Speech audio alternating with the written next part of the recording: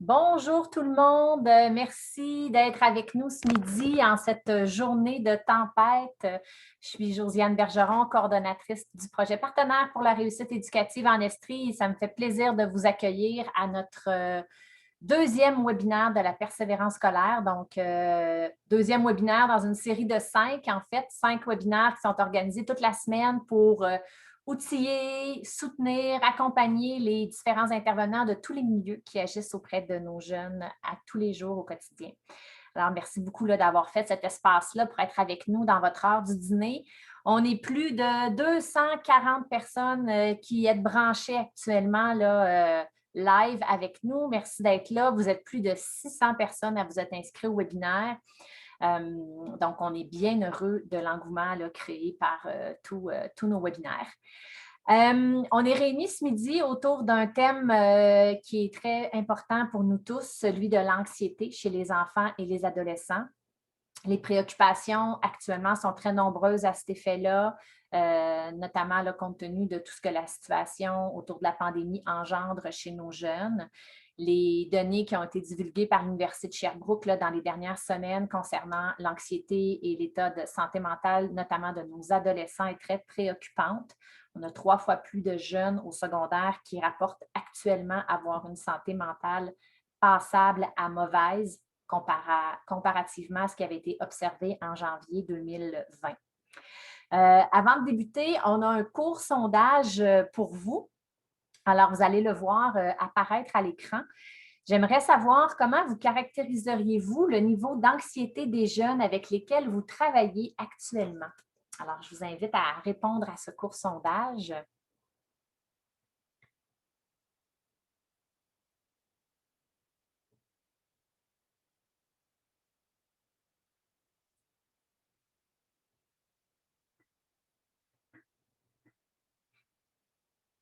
Donc, j'inviterai ma collègue à nous partager les résultats. Je pense qu'on va relancer le son. Je vais vous relancer le sondage. Je pense qu'on a un petit bug technique avec le sondage. Donc, on va laisser faire pour notre sondage, à moins que vous soyez en mesure d'y répondre. Je crois que vous êtes en mesure d'y répondre maintenant, mais bon, il vient d'être terminé. Je suis désolée, bug technique de l'après-midi. On va laisser faire le sondage. Simplement, en fait, je pense que je m'y attendais à ce que vous étiez pour répondre. Là, le niveau d'anxiété chez nos jeunes est certainement plus élevé. Et c'est pour ça qu'on est super heureux ce midi de recevoir Joëlle Lepage, coordonnatrice du Centre RBC d'expertise universitaire en santé mentale, qui va être avec nous pour vous en parler. Juste avant de commencer, je vais vous donner là, quelques informations par rapport au déroulement technique du webinaire.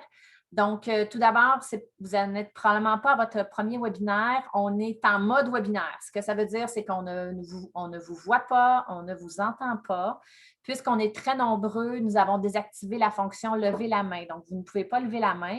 Par contre, on a un onglet Q&R, questions et réponses, qui se situe dans le bas de votre écran. Alors, on vous invite à utiliser cet onglet-là pour poser vos questions en continu. Ma collègue Élise va pouvoir rapporter les questions à notre conférencière à la fin. S'il y a quelques questions plus de clarification, elle va les rapporter à notre conférencière là, au fur et à mesure. Alors, n'hésitez pas à utiliser cet onglet-là. Pour éviter la surcharge de messages, peut-être vous assurer là, que votre question n'a pas déjà été posée. Et finalement, si vous n'êtes pas habitué, là, les questions, les commentaires que vous écrivez, ils sont publics, ils sont vus par tous. Alors, voilà. Finalement, le webinaire de ce midi va être enregistré. Donc, le lien d'enregistrement ainsi que la présentation de Joëlle va vous être envoyé. Alors, j'inviterai maintenant Joëlle Lepage à se joindre à nous. Donc, ça me fait plaisir de vous la présenter. Joëlle est coordonnatrice du Centre RBC d'expertise universitaire en santé mentale. Elle a une formation en psychoéducation et elle a été dans le milieu de la pratique pendant plusieurs années avant de devenir coordonnatrice du Centre RBC. Pour ceux qui ne le savent pas, le Centre RBC a mission de favoriser la collaboration interdisciplinaire et intersectorielle et de mettre en commun les expertises de la communauté dans le but de répondre de façon la plus optimale possible aux besoins des enfants, des adolescents et des jeunes adultes qui présentent ou qui sont à risque de présenter des problématiques de santé mentale. Le Centre travaille étroitement avec les membres des milieux de la santé, de l'éducation et du communautaire pour élaborer et mettre en place différentes stratégies visant à répondre aux besoins des jeunes en matière de santé mentale. Alors, sans plus tarder, je vous laisse entre les mains de Joëlle. Bonne conférence. Merci, Josiane. Donc, bonjour à tous. Ça me fait vraiment plaisir d'être avec vous ce midi. Peut-être juste vous dire aussi, là, vous pouvez poser vos questions, comme Josiane a dit, avec l'onglet questions-réponses, mais vous pouvez utiliser le fil de discussion aussi pour mettre vos commentaires, mettre vos réactions, peut-être des fois échanger des outils que vous utilisez déjà, que vous aimez, que vous voulez partager. Donc, ça me fait toujours un peu bizarre là, de parler à un écran noir, puis de ne pas vous voir, puis de ne pas voir vos réactions. Donc, vous pouvez, gênez-vous pas de les mettre dans le fil de discussion. Je vais vous interpeller à quelques reprises aussi là, pour que vous puissiez me donner des réponses via le fil de discussion ou le chat là, pour ceux qui ont la version anglophone. Donc, je vais commencer la présentation d'aujourd'hui. C'est assez court, hein? C'est un défi là, de vous parler de l'anxiété en si peu de temps. Donc, on va vraiment faire un survol des grandes stratégies pour pouvoir accompagner nos enfants, nos adolescents, nos élèves à faire face à leur anxiété. On va essayer de distinguer c'est quoi la différence entre le stress et l'anxiété. On va essayer de comprendre mais comment ça fonctionne l'anxiété, comment on peut comprendre ce qui émerge d'anxiété. Puis, à la fin, je vous ai mis une liste d'outils concrets que vous pourrez utiliser là, pour aller plus loin avec vos enfants ou avec vos adolescents ou vos élèves. Donc, en premier, on mélange souvent c'est quoi le stress et l'anxiété. On interchange ces mots-là hein, dans notre société. On dit stress, on dit anxiété, puis on comprend des fois mal c'est quoi la différence, mais il y a quand même une bonne différence. Donc, quand on parle de stress, le stress, c'est vraiment une réaction d'alarme à une situation qui est concrète, qui est réelle. Puis le stress, il est notre ami dans plusieurs situations. Puis ça, on a tendance à l'oublier, puis on a tendance à voir le stress comme étant très négatif, hein, mais le stress est notre ami, puis il est nécessaire à notre survie. Si je me promène dans la forêt, puis je tombe face à face avec un ours, bien, j'espère que je vais être un peu stressée parce que si je ne suis pas du tout stressée et que je vais flatter l'ours, je risque de me mettre en danger. Donc, le stress, c'est ça qui nous induit un peu l'énergie nécessaire puis l'activation nécessaire pour qu'on soit capable de prendre les bonnes décisions puis d'être vigilant face à des menaces qu'on vit ou des menaces qu'on perçoit. Donc, quand il est bien dosé et qu'il est en quantité raisonnable, le stress, il va augmenter nos performances. Par contre, quand on vit un cumul de stress, là, on peut penser là, à des enfants qui se lèvent le matin, se chicanent avec leurs parents, arrivent à l'école, ils ont un examen, ils apprennent que leur meilleur ami déménage. Donc là, c'est des enfants qui vivent un cumul de stress. Ou quand le stress est trop prolongé, des enfants qui sont dans des situations de stress jour après jour. La situation de pandémie commence à être un stress prolongé aussi. Ça commence à faire un petit bout de temps qu'on est dans cette situation-là. Ou quand c'est des stress trop aigus. Donc, on peut penser à des situations d'intimidation, par exemple, ou des situations d'agression. Donc là, c'est vraiment un stress qui est très intense.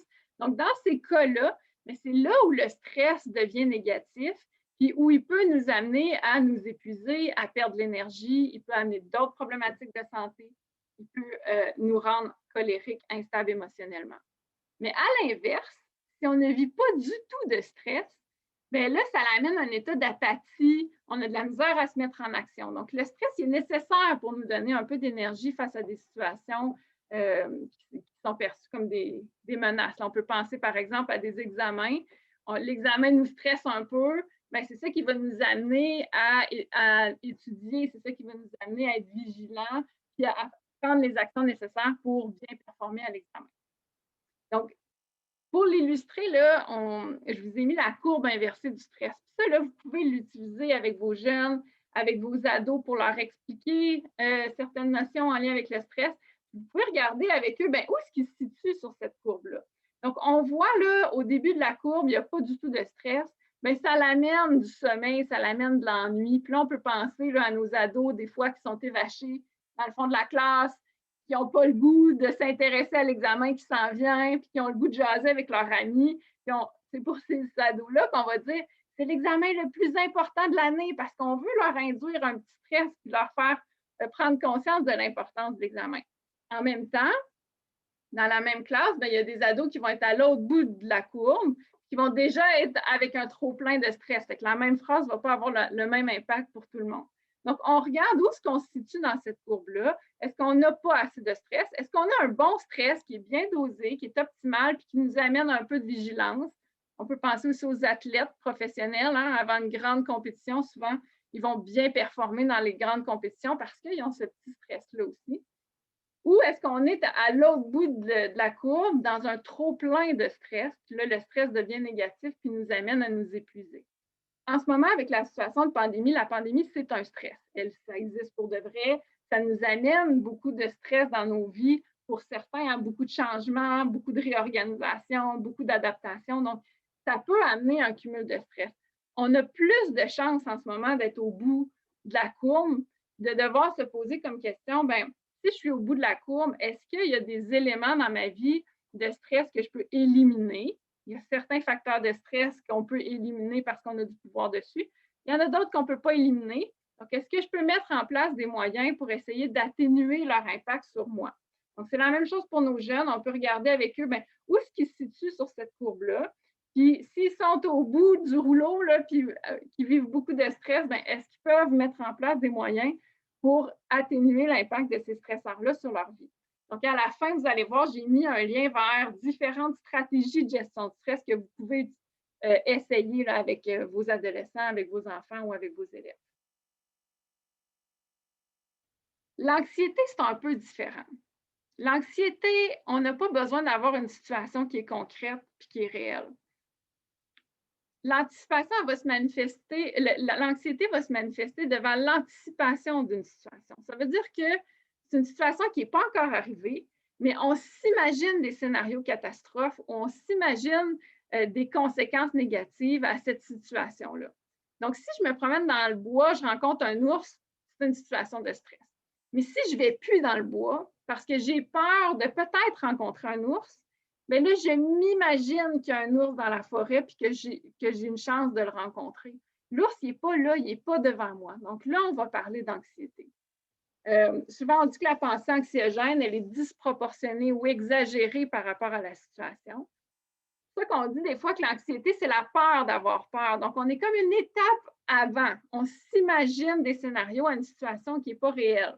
Ça ne veut pas dire que la situation, elle n'arrivera jamais. Ça veut dire qu'elle n'est pas encore arrivée. Aussi, ce qui est important, c'est que même si la situation, elle n'est pas nécessairement réelle, mais la peur, elle est réelle. Donc, un enfant ou un adolescent qui vit de l'anxiété, il a peur pour de vrai. Puis il a mal au ventre pour de vrai. Il n'invente pas qu'il a mal au ventre. Donc, il ne faut pas non plus minimiser la peur qui est vécue, puis en disant, ben, ça n'arrivera pas, c'est une situation qui n'existe pas, etc. Mais lui, il a peur pour de vrai. Ce qu'il faut comprendre aussi, c'est que l'anxiété, c'est normal d'en vivre. On en vit tous de l'anxiété. Donc, je vais vous donner un exemple d'anxiété très banale. Là. Dernièrement, si on se rappelle un peu dans le temps de Noël, hein, il y avait des rumeurs comme quoi que les écoles primaires allaient fermer plus longtemps. Puis moi, j'ai 2 enfants d'âge primaire à la maison. Je me suis dit, oh non, ils vont fermer les écoles primaires plus longtemps. Ça veut dire que je vais me ramasser comme au mois de mars à la maison avec mes 2 enfants en essayant de travailler à temps plein, en faisant l'école à la maison. Puis je me suis mis à m'imaginer des scénarios. Mais pourtant, le gouvernement n'avait pas annoncé la fermeture des écoles primaires plus longtemps. J'étais en train d'anticiper ça puis de me faire des scénarios. Donc, c'en est une pensée anxieuse. Mais ça ne m'empêche pas de fonctionner. Ça ne me crée pas de souffrance. On en a tous des pensées anxieuses. Ça devient problématique quand ça amène un bris au niveau de notre fonctionnement. Donc, si on n'est plus capable d'aller au travail ou si notre enfant, notre adolescent ne veut plus aller à l'école, par exemple. Donc, quand ça nous amène des difficultés au niveau de notre fonctionnement ou quand ça entraîne une souffrance, bien là, c'est important de s'en occuper puis c'est important de mettre en place des stratégies pour essayer de diminuer cette anxiété-là ou essayer de prévenir son augmentation. Est-ce que ça va pour la différence entre le stress et l'anxiété? Sur le chat, là, ça va? Donc, on va regarder un petit peu maintenant comment on peut faire pour voir si notre enfant, notre adolescent, nos élèves, est-ce qu'ils sont anxieux ou est-ce qu'ils sont dans une situation de stress? C'est quoi les manifestations de l'anxiété? Ce qu'il faut comprendre, c'est que l'anxiété, des fois, c'est difficile à déceler parce que c'est très variable d'un enfant à l'autre. On ne le verra pas de la même façon. Donc là, je vous ai mis une liste de manifestations. Ce n'est pas une liste exhaustive. Il y en existe d'autres. Puis, c'est pas les enfants qui sont anxieux n'ont pas toutes ces manifestations-là, mais c'est des manifestations qui sont fréquentes. Donc, on peut voir des enfants là, qui ont des troubles du sommeil, des enfants qui ont de la misère à s'endormir le soir, qui se réveillent souvent pendant la nuit, qui appellent papa, maman souvent pendant la nuit. Des enfants qui ont une perte d'appétit. On va remarquer l'anxiété aussi chez les enfants, les adolescents qui ont beaucoup de peur, qui perçoivent des situations comme étant épeurantes, puis qui mettent tout en place pour éviter les situations qui leur font peur. Ça, c'est un signe d'anxiété. Des enfants qui cherchent à tout contrôler aussi, à limiter les imprévus là, le plus possible, contrôler leur environnement. Des fois, c'est à l'aide de rituels qui sont très rigides. Il faut qu'ils fassent les choses dans un certain ordre, il faut qu'ils vérifient les choses. Des enfants qui ont beaucoup de crainte par rapport à toutes les situations qui sont nouvelles, par rapport au changement, des enfants qui réagissent beaucoup au changement. Des refus d'aller à l'école, l'absentéisme, c'est un indice. Des fois, quand on a un enfant ou un adolescent qui s'absente beaucoup de l'école, ben, on peut aller voir est-ce qu'il y a une peur qui est en dessous de ça ou un refus de participer à des activités. On va remarquer aussi de l'isolement social chez les enfants qui sont anxieux. Hein, ils ont tendance à se retirer un peu, à avoir peur d'aller vers les autres. Donc, ils peuvent avoir de la difficulté à se faire des amis. Puis là, on a toutes les manifestations physiques. Les maux de ventre, les maux de tête. Il y en a qui vont jusqu'à vomir, de la fatigue, de la tension musculaire. Donc, tout ça est réel. Hein? Je l'ai dit tantôt, mais ils ont vraiment mal au ventre et mal à la tête. Ils n'inventent pas ça. Des enfants qui ont beaucoup d'anxiété aussi, ils risquent d'avoir de la difficulté à se concentrer et à s'organiser. Fait que quand on voit là, des jeunes qui ont de la difficulté à rassembler leurs idées, puis à rester concentrés, puis à absorber les apprentissages parce qu'ils sont tellement envahis dans leurs pensées anxieuses qu'ils ne sont plus disponibles à l'apprentissage. Des enfants qui posent beaucoup de questions. Vous en voyez là, sûrement là, des enseignants qui sont dans les classes, hein, des enfants qui ont besoin d'être rassurés constamment, qui posent toujours les mêmes questions. C'est un signe. Puis parfois, il va y avoir des enfants qui vont être anxieux, mais ça va se cacher en dessous d'autres comportements. Ça va se cacher plus en dessous des comportements comme perturbateurs, là, de l'irritabilité, des crises de colère, des crises de larmes, l'opposition. L'opposition est très présente en anxiété parce que en s'opposant et en refusant de faire la tâche, bien, on évite de la faire. Donc, si on a peur de faire une tâche, on s'oppose pour ne pas avoir à la faire. Donc, des fois, parfois, il faut aller voir un petit peu en arrière des crises de colère puis de l'opposition pour voir, bien, est-ce qu'il s'oppose parce que ça ne tente pas ou est-ce qu'il s'oppose parce qu'il a peur? Faible estime de soi, détresse. Donc, avec l'anxiété, il faut vraiment rester vigilant. Il y a certains enfants qui s'effacent complètement, donc qui veulent passer entre la peinture puis le mur, qui ne veulent pas qu'on les remarque, des enfants qui ne dérangent pas en classe, qui ont des bonnes notes, mais pourtant, ils ont une souffrance, une grande souffrance. Donc, il faut rester vigilant. On dit qu'il y a à peu près 70% des enfants qui vont avoir des difficultés au niveau de l'anxiété puis qui ne recevront pas de soins professionnels parce qu'on a tendance à les échapper. Donc, c'est pour ça là, que c'est important de rester vraiment vigilant aux petits signes. Puis, tout n'est pas de l'anxiété non plus, mais il faut aller questionner le jeune pour voir, bien, est-ce que ça se peut qu'il soit inquiet par rapport à certaines situations ou qu'il ait peur de certaines situations?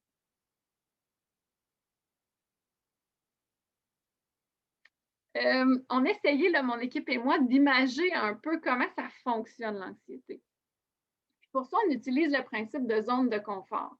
Donc, là, on parle des enfants, on parle des adolescents, on parle des élèves, mais c'est exactement la même chose pour nous comme adultes. On a toute une zone de confort.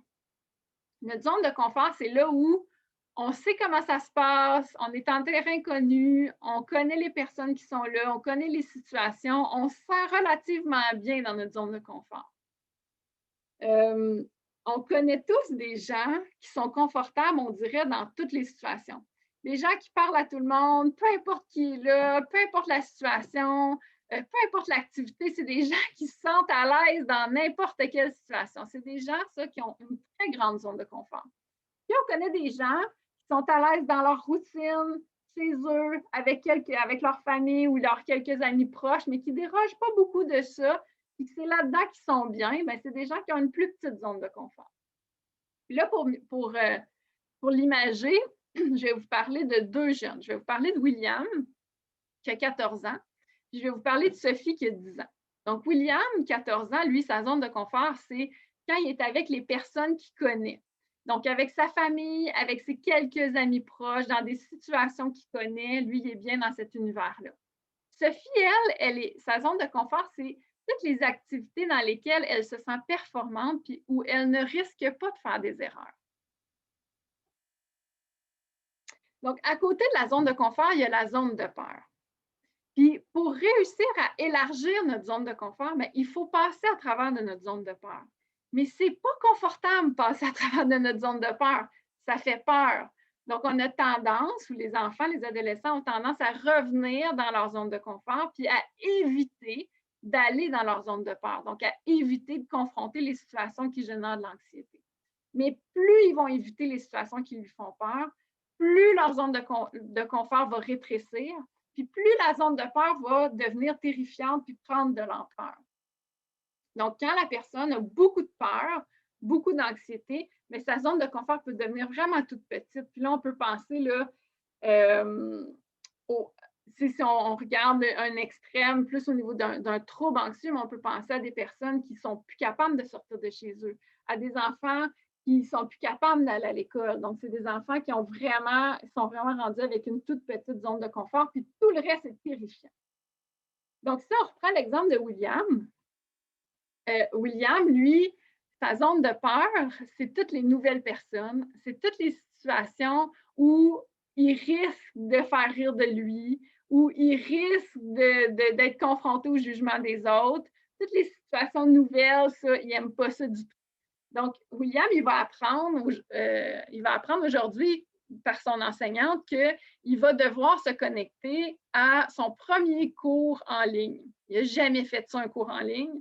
Donc, il va revenir à la maison, il ne dira même pas bonjour à ses parents, il va s'en aller dans sa chambre, claquer sa porte. Puis ses parents vont aller le voir, puis ils vont dire, ben voyons, William, qu'est-ce qui se passe?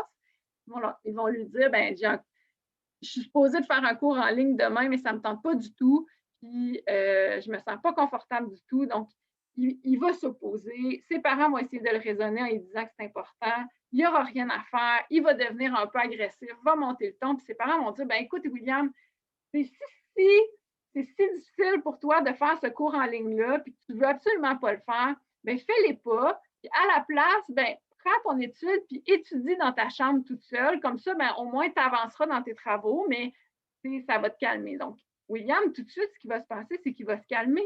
Il va se sentir mieux parce qu'il n'aura pas besoin d'être confronté à son cours en ligne. Il va se sentir mieux, son anxiété va baisser. Par contre, le problème, c'est que la prochaine fois qu'il va faire face à une situation semblable où il va devoir s'exposer, où il va devoir affronter une situation qui lui fait peur, bien, il va avoir encore plus peur. Puis pourquoi il va avoir encore plus peur? Mais sans le vouloir, ses parents, en lui donnant la permission de ne pas faire son cours en ligne puis d'étudier seul à sa chambre, bien, sans le vouloir, ils lui ont comme confirmé que le fait de faire des cours en ligne, c'était dangereux parce qu'on lui permet de ne pas le faire. Donc, c'est comme si on confirme que c'est dangereux. Ils vont aussi, sans le vouloir, lui avoir lancé le message qu'il n'était pas capable de faire des cours en ligne. Puis William, il va comprendre très rapidement que s'il évite les situations qui lui font peur, bien, ça fait du bien. Son anxiété va descendre. À court terme, l'évitement, ça fait descendre l'anxiété. Donc, c'est une stratégie qui va reproduire encore, puis qui va dire, bien, ça fonctionne bien, ça fait que je me sens mieux à court terme. Si on prend la situation de Sophie, on va voir là, tantôt comment on peut faire autrement. Si on prend la situation de Sophie, elle, sa zone de peur, bien, c'est à chaque fois qu'elle risque de faire des erreurs. Elle n'aime pas faire des erreurs, Sophie. On est plus dans l'anxiété de performance. Donc, Sophie, elle va apprendre qu'elle a un examen de mathématiques, puis elle va revenir à la maison, puis elle va dire à ses parents, on a un examen de mathématiques demain, j'ai demandé à mon enseignante qu'elle me donne plus d'exercices supplémentaires, puis j'aimerais ça que vous m'aidiez à étudier toute la soirée. Sophie, elle, sa stratégie pour éviter de faire des erreurs, c'est d'étudier plus. C'est de se surinvestir dans la tâche. Plus elle étudie, moins elle risque de faire des erreurs. Ça aurait pu être une autre stratégie qu'elle adopte. Elle aurait pu aussi s'opposer. Donc, des fois, quand on a des enfants ou des adolescents qui ont peur de faire des erreurs, bien, ils s'opposent à faire la tâche. Si on ne fait pas la tâche, si on ne fait pas l'examen, si on ne fait pas l'exposé oral, bien, on ne risque pas de faire des erreurs non plus. Mais Sophie, elle se surinvestit dans la tâche. On voit ça aussi comme stratégie d'évitement. Donc, ses parents vont lui dire, bien, c'est correct, Sophie, on va t'aider à étudier. Sophie, elle va passer la soirée à étudier. Elle va se sentir tout croche. Elle va avoir de la misère à dormir. Le lendemain matin, elle va avoir mal au ventre. Elle va faire son examen, mais elle ne sera pas disponible à son examen. Elle va être envahie par sa peur de faire des erreurs.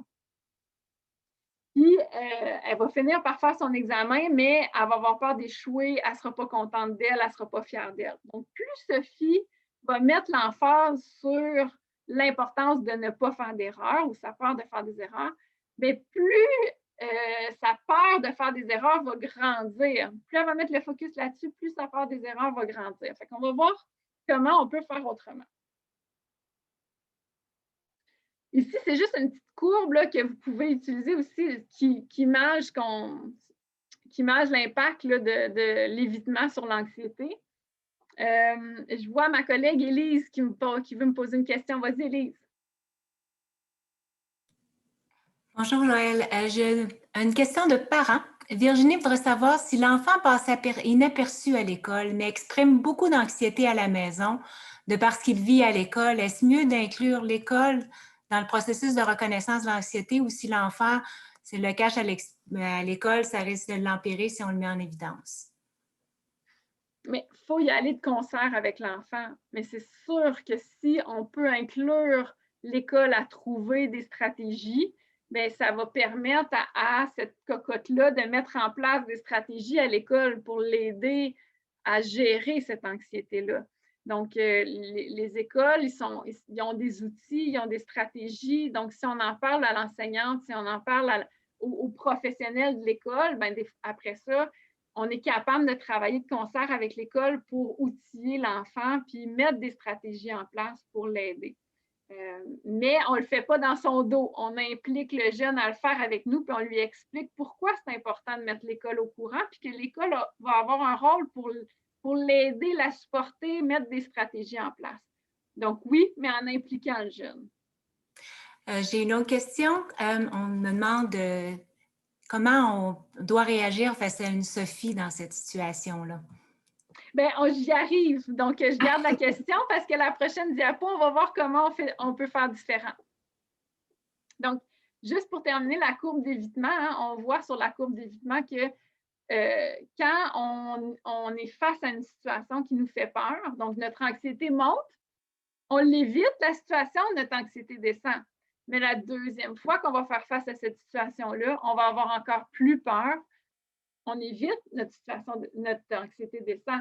Mais la troisième fois, on va avoir encore plus peur. Donc, on dit que l'évitement, c'est le meilleur ami de l'anxiété. C'est ça qui contribue à maintenir et à grossir l'anxiété. Mais heureusement, puis là, j'arrive aux pistes de solutions. Heureusement, on peut faire autrement. Là, à côté de la zone de peur, bien, il y a la zone de possibilité. Puis plus on va réussir à affronter notre zone de peur, bien, plus on va avoir accès à notre zone de possibilité. Donc, dans le cas de William, il va revenir à la maison, claquer la porte, il ne sera pas content. Puis ses parents, ils vont l'écouter, puis ils vont lui demander qu'est-ce qui l'inquiète. Puis William va nommer « J'ai peur de faire rire de moi, je ne sais pas comment ça fonctionne ».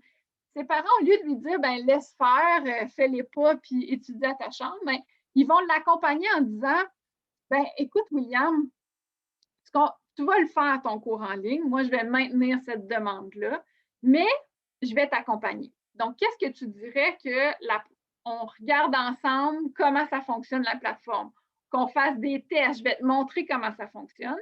Puis peut-être qu'on pourrait demander ensemble à ton enseignante si le premier cours, tu peux garder ta caméra et ton micro fermé, puis juste regarder le cours pour une première fois. Peut-être qu'une deuxième fois, tu oseras débarrer ton micro. Peut-être qu'une troisième fois, tu oseras poser une question. Mais vraiment y aller graduellement avec lui sur des moyens pour le rassurer, mais l'amener quand même à s'exposer à la situation. Dans le cas de Sophie va revenir à la maison. Elle va dire à ses parents qui ont un examen de mathématiques le lendemain, ses parents vont lui dire, tu sais, Sophie, tu as déjà étudié pour ton examen. Tu es déjà prête, tu as déjà fourni les efforts nécessaires. Fait qu'on va prendre 15 minutes pour étudier ensemble, mais après ça, on va jouer dehors, on va prendre une marche, on écoute de la musique, on fait quelque chose qui va te faire du bien, dans lequel on va vivre du plaisir. Mais Sophie ne sera pas contente probablement parce qu'elle, ça va la confronter, elle va se dire « si je n'étudie pas, je risque de faire des erreurs ». Mais ses parents vont lui rappeler qu'elle peut faire des erreurs à son examen, qu'elle n'est pas en voie d'échec, c'est une bonne élève, elle étudie bien, elle performe bien, donc c'est correct qu'elle fasse une erreur. Puis que ses parents vont être fiers d'elle, puis qu'ils sont fiers d'elle parce qu'elle a fait des efforts, puis parce qu'elle a bien appris, puis que si elle fait une erreur, bien, ça sera juste une opportunité pour elle d'apprendre une nouvelle chose. Donc, elle va arriver, elle va quand même se coucher pas trop bien, mais on va lui souhaiter d'arriver à son examen un peu plus disposée. Puis on va lui souhaiter de faire une erreur à son examen, puis qu'elle se rende compte que finalement, même si elle fait une erreur à son examen, bien, elle ne coulera pas plus son année, puis qu'elle va apprendre de cette erreur-là, puis que ses parents vont être fiers d'elle. Puis son enseignante, avant l'examen, elle peut aussi dire à la classe, bien, on ferme nos livres, on met de la musique, on danse sur de la musique 5 minutes pour faire baisser la tension, puis après ça, bien, on fait l'examen, puis vous savez, puis c'est un enseignant qui va rappeler l'importance des apprentissages plutôt que du résultat, puis qui va rappeler qu'elle va être fière de ses élèves, même si, peu importe le résultat. Donc, plus on va amener Sophie à essayer de faire des activités dans lesquelles elle va avoir du plaisir, dans lesquelles elle peut lâcher son fou un peu. Des fois, c'est de l'amener aussi à faire des activités où elle n'aura pas le choix de se tromper, tu sais, des nouveaux sports, des activités artistiques. Elle va se tromper, mais les conséquences vont peut-être être moins importantes pour elle dans sa tête. Donc, on va la mettre en contact avec des opportunités où elle peut se tromper, puis où les conséquences ne sont pas si grandes que ça, puis on va lui refléter ça, qu'elle a le droit de se tromper, puis qu'elle a le droit de faire des erreurs, puis que ça fait partie de l'apprentissage. Élise, t'avais-tu une question, Élise? Tu as la main levée? Oui, en fait, Cynthia aimerait savoir à quel âge on doit inclure le jeune dans les rencontres famille-école en ce qui concerne l'anxiété. Bien, c'est une bonne question, puis il n'y a pas d'âge. Ça va vraiment dépendre de l'enfant, de sa compréhension, de la relation qu'on a avec l'école. Des fois, on peut faire une rencontre entre adultes pour se dire certaines choses, puis après ça, faire une rencontre avec l'enfant pour avoir un message cohérent, puis pour avoir choisi qu'est-ce qu'on lui transmet comme information. Donc, il n'y a pas de réponse claire à ça. Mais par contre, très jeune, on peut nommer à nos enfants là, ce que je viens de vous dire, l'importance d'affronter nos peurs, l'importance de ne pas laisser la peur décider pour nous. Donc, très tôt, là, 4 ans, 5 ans, sont capables de comprendre ça, que si on laisse la peur décider pour nous, bien, elle va devenir encore plus grande, puis que nous, notre rôle de parent, c'est de l'amener à confronter ses peurs. Donc, on adapte le langage, évidemment, là, mais très tôt, on peut les outiller par rapport à ça. Pour les adolescents, bien, vous pouvez reprendre les explications en partant peut-être d'une situation qu'ils vivent, mais vous pouvez reprendre la zone de confort pour leur expliquer. Élise, est-ce qu'il y avait une autre question? Oui, j'ai Caroline qui demande que dire lorsque Sophie est à l'université? Les résultats élevés sont exigés pour être acceptés à la maîtrise. Oui, c'est vraiment un enjeu. Puis en ce moment, justement, on a justement un projet là, en lien avec la santé psychologique des étudiants au post-secondaire. Hein? Puis effectivement, il y a des exigences des fois, mais ce qu'il faut que Sophie comprenne, par contre, c'est que l'énergie qu'elle va dépenser à se faire des scénarios en lien avec des résultats qui seraient catastrophiques ou à avoir peur de faire des erreurs, mais c'est de l'énergie qu'elle ne mettra pas dans ses apprentissages. Donc, elle peut apprendre, Sophie, à développer des stratégies pour essayer de calmer son anxiété. Donc, il y en a là, différentes stratégies de gestion de stress qu'elle pourrait mettre en place dans son quotidien. Elle peut essayer de voir un peu les choses autrement, puis quand elle part dans ses pensées anxieuses, bien, essayer de les ramener puis de dire, bien, peut-être que je peux voir les choses autrement, puis peut-être que je n'ai pas besoin de m'imaginer que je vais couler puis de ne pas rentrer à la maîtrise. Peut-être que je peux me concentrer sur ce que je vis maintenant puis les apprentissages que je fais maintenant. Donc, c'est sûr que plus elle va être dans son anxiété, bien, moins elle va être disponible à l'apprentissage. Donc, c'est peut-être comme ça qu'on peut la mobiliser à essayer des différentes stratégies pour calmer son anxiété. Est-ce que ça va? Donc, dernière petite courbe, là, c'est la courbe inverse. Là, quand on dit qu'on confronte nos peurs, bien, on s'expose aux différentes situations. Donc, la première fois qu'on s'expose à une situation qui nous fait peur, bien, notre anxiété, elle monte très haut parce qu'on a très peur. Mais ce qu'il faut comprendre, c'est que l'anxiété, elle ne monte pas de façon continue pour toujours. À un moment donné, elle atteint un plateau. Donc, l'anxiété monte, puis à un moment donné, elle se stabilise, elle atteint un plateau.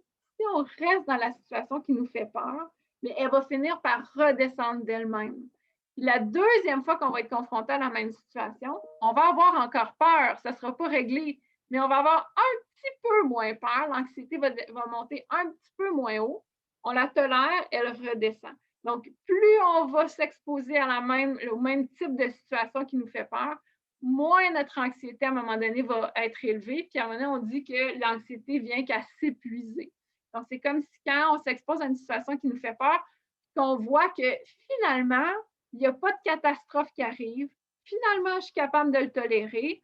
Bien, à un moment donné, on vient qu'à intégrer que la situation, elle est moins dangereuse que ce qu'on pensait. Mais il faut se confronter à cette situation-là plusieurs fois. Il y a une autre question, Élise? Oui, Chantal se demande quel genre de stratégie on peut enseigner à nos enfants pour se calmer, facile à faire, qu'on peut faire n'importe où. Oui, il y en a plusieurs. Vous allez voir à la fin de la présentation, j'ai mis un lien vers différentes stratégies de gestion de stress.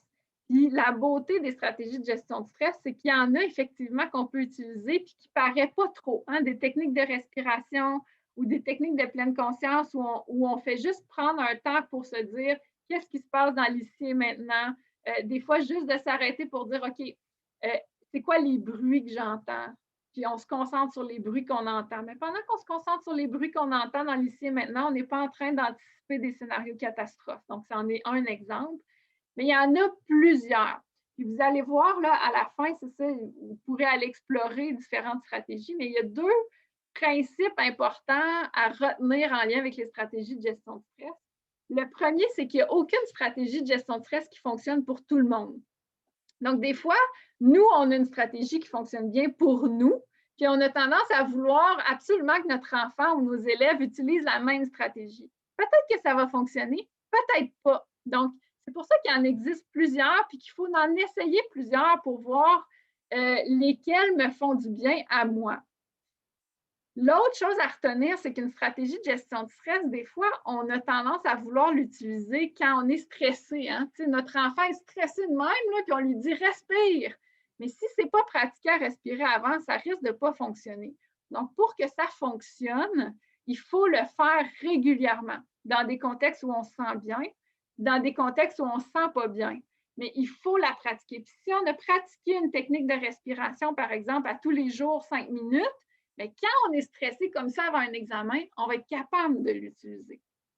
Donc, vous irez voir le lien. Ils sont tous expliqués avec des liens audio, des liens vidéo, puis il y en a d'autres aussi sur YouTube. Là, donc, vous pouvez vous promener là-dedans puis en essayer plusieurs. Élise, il y avait une autre question? Alors, évidemment, on a des gens qui se demandent quand est-ce qu'on doit aller consulter, quand est-ce qu'on doit décoder ça.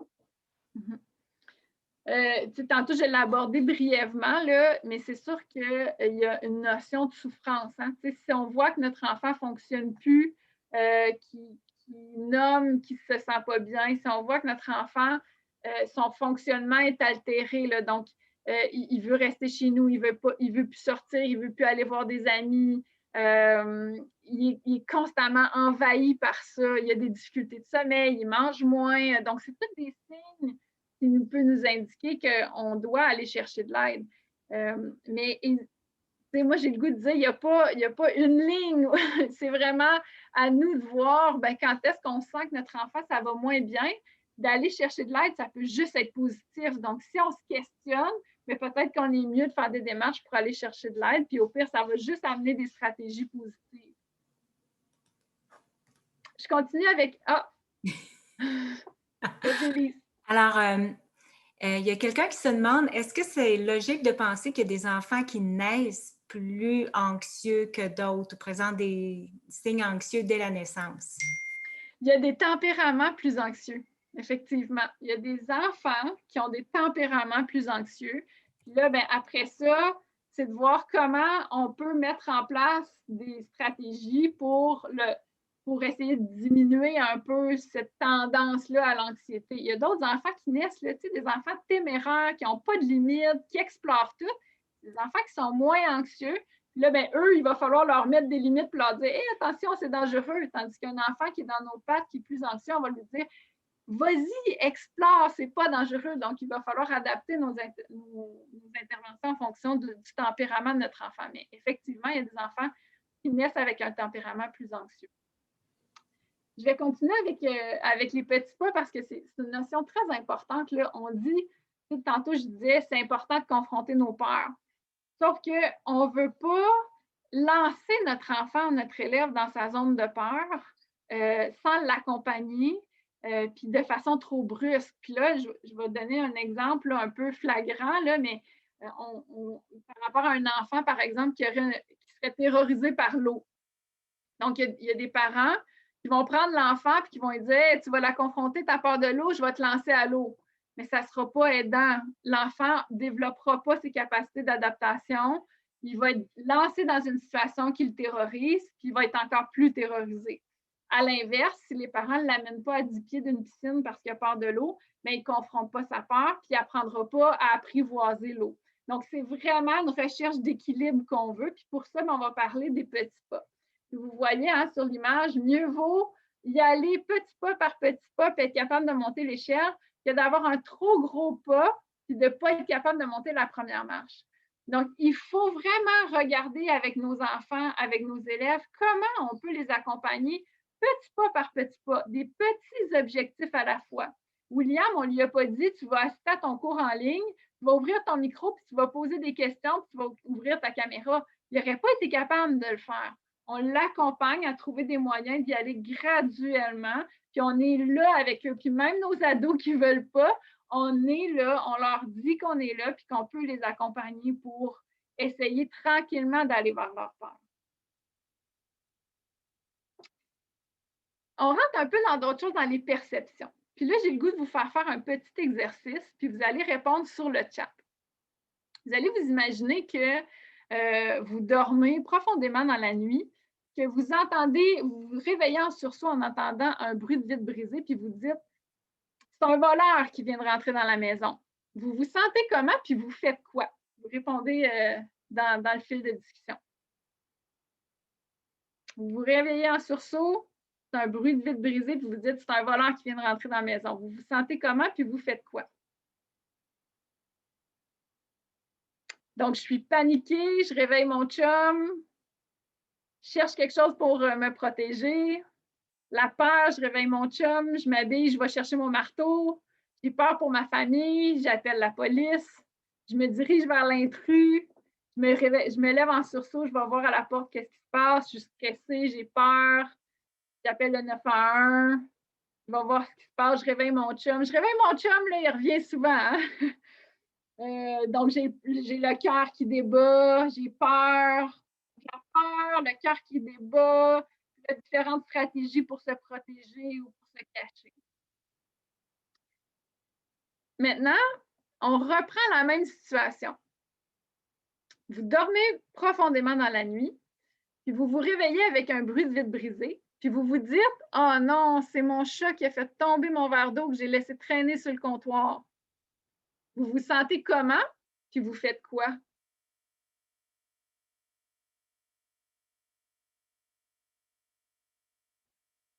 Je me rendors, je suis fâchée. Je me dis que je vire folle parce que j'ai pas de chat. Je suis fâchée, je vais voir si le chat est blessé. Je mange le chat. Donc, je suis fâchée, je suis plus calme, ça me rassure. Je vais ramasser, je vais essuyer demain, je me rendors. Donc, voyez-vous que c'est exactement la même situation. On dort, on se fait réveiller par un bruit de vitre brisée. Mais la façon qu'on va interpréter la situation, ça va changer complètement notre façon de réagir à la situation, comment on va se sentir, puis ce qu'on va faire. Donc, des fois, il faut apprendre à voir les choses autrement.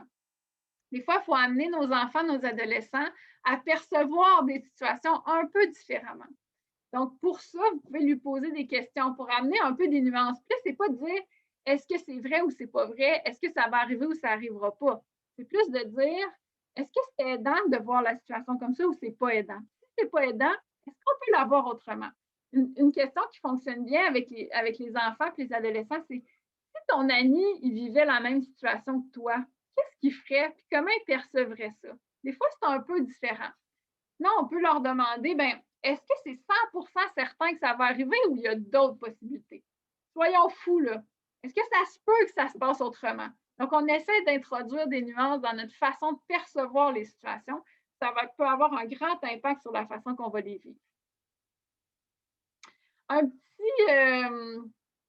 petit mot en lien avec la pression. On est dans une société où la performance, elle est très valorisée. Ça nous amène à nous mettre des standards un peu exigeants envers nous-mêmes. Hein? On veut être bon au travail, on veut être des bons parents, on veut être des bons conjoints, on veut prendre du temps pour prendre soin de soi. Donc, on se met énormément de pression. Puis, nos enfants, nos adolescents reçoivent aussi beaucoup de pression en lien avec leur performance parce qu'ils vivent dans cette société-là. Donc, ce qu'on veut essayer de faire comme parents, comme enseignants, comme professionnels, on veut essayer d'atténuer un peu cette pression-là.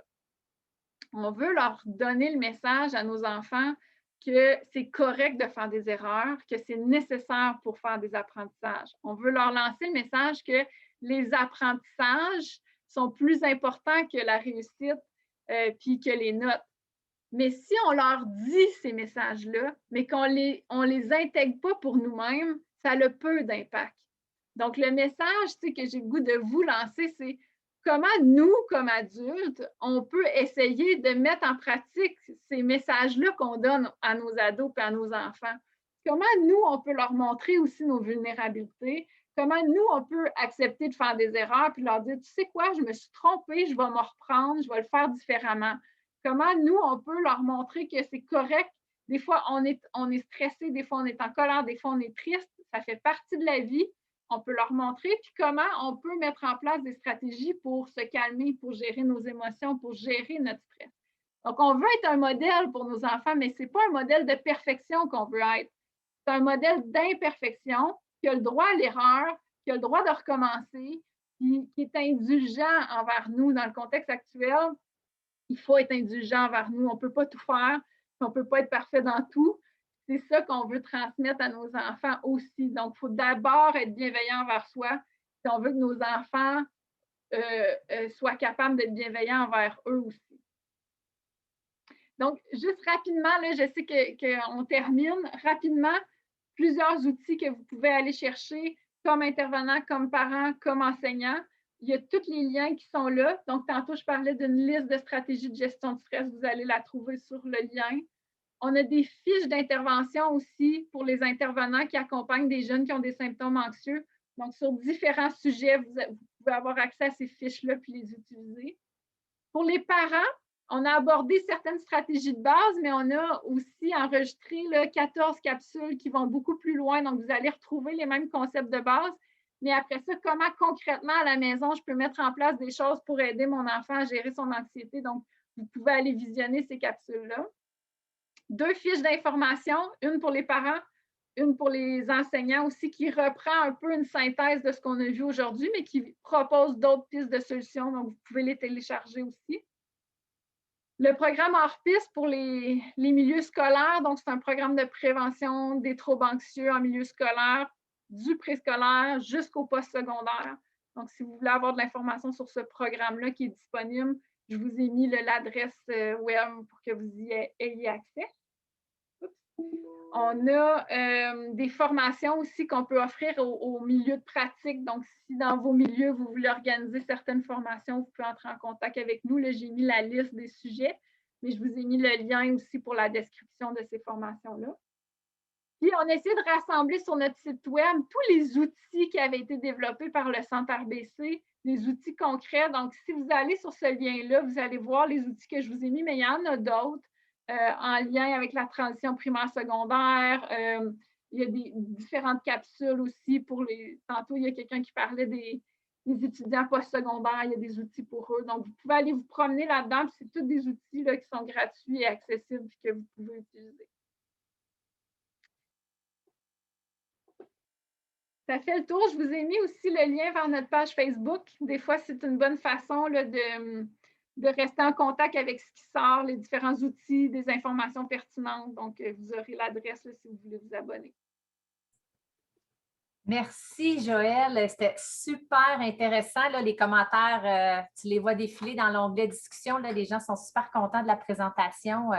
Merci d'avoir pris ce temps-là avec nous ce midi. Il nous reste encore quelques questions, puis on a un petit peu de temps. Donc, Élise, je vais te donner la parole là, pour une première question pour Joëlle. Si vous en avez qui viennent, mettez-les dans le question-réponse. C'est sûr qu'on n'aura pas le temps de tout y répondre, mais on va en prendre quelques-uns. Alors, j'ai une question qui est arrivée en tout début de la rencontre. C'est quelqu'un qui se demande, est-ce que le Centre RBC a fait une étude ou s'il y a une autre instance fait une étude sur l'impact de l'anxiété performance de la pandémie sur les enfants ados et sur leur parcours scolaire? Bien, il y a différentes études qui ont été faites. Le Centre RBC n'a pas... le Centre RBC n'a pas fait d'études directement en lien avec ça. Ce qu'on a fait, par contre, c'est que dans le cadre du programme Hors-Piste qui est déployé en milieu secondaire, on passe des questionnaires aux élèves là, en début d'année. Puis on a rajouté cette année la question à savoir, est-ce que la pandémie a nuit à leur situation? Est-ce qu'il n'y a pas eu de changement? A nuit à leur bien-être psychologique? Est-ce que ça n'a pas eu de changement? Ou est-ce qu'au contraire, ça a favorisé leur bien-être psychologique? Puis, il y a 23% des élèves, ça c'est secondaire 1 et 2, donc on est chez les plus petits, là c'est différent un peu pour les plus vieux, mais pour les plus petits, il y avait 23% des élèves qui disaient que ça l'avait nuit à leur santé psychologique, puis 17% qui disaient que ça l'avait aidé. Puis les autres disaient que ça n'avait pas eu d'impact sur leur santé psychologique. Fait qu'on voit que la situation de pandémie, l'impact est très différent d'une personne à l'autre. Hein? C'est quand même un contexte qui nous fait vivre beaucoup d'incertitudes, beaucoup de changements. Donc, c'est un terreau fertile à l'anxiété. Mais en même temps, pour certaines personnes, ça n'aura pas d'impact. Puis même pour d'autres personnes, puis on le voit des fois chez les ados, mais même chez les adultes qui avaient un train de vie très, très élevé, qui étaient sur le bord de s'épuiser, puis qui ont dû apprendre à faire autrement, ralentir, aller jouer dehors, passer plus de temps en famille, qui auront fait des apprentissages très positifs dans le cadre de la pandémie. Donc, l'impact est très différent et variable d'une personne à l'autre. En réponse à cette question-là, j'ai M. Raphaël de la Durantaye des Îles-de-la-Madeleine qui disait qu'il avait fait une demande formelle au ministre Carman sur une consultation jeunesse dans les différents territoires. C'est une information qu'il voulait livrer.